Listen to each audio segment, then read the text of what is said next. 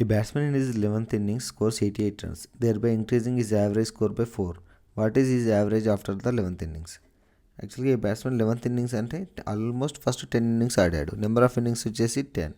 Average మనకు తెలియదు కాబట్టి లెట్ అజ్యూమ్ ద టెక్స్ అనుకుందాం. అంటే ఈ బ్యాట్స్మెన్ ఇన్ 11th ఇన్నింగ్స్ అన్నాడు కాబట్టి ఆల్రెడీ 10 ఇన్నింగ్స్ ఆడాడు. వాటి అంతకుముందు 10 ఇన్నింగ్స్లో యావరేజ్ మనకు తెలియదు కాబట్టి లెట్ అజ్యూమ్ ద టెక్స్ అనుకున్నాం. అప్పుడు టోటల్ ఎంత అవుతుంది?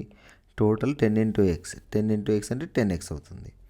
11th ఇన్నింగ్స్లో ఈ స్కోర్స్ 88 రన్స్ చేశాడు 11th ఇన్నింగ్స్లో. అప్పుడు ఏమేమి జరిగింది?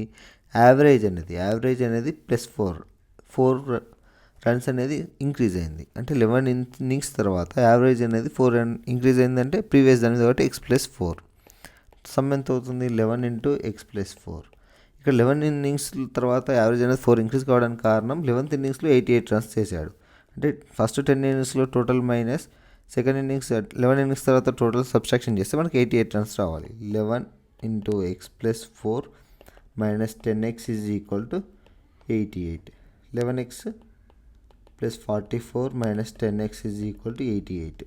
X is equal to 88 minus 44 will be the 44. Old average after 10 innings తర్వాత యావరేజ్ 44 వచ్చింది. 11 ఇన్నింగ్స్ తర్వాత యావరేజ్ ఎంత? 44 + 4 48. మన క్వశ్చన్లో ఏమడిగాడు? What is average after the 11th innings అన్నాడు కాబట్టి 48 ఆన్సర్.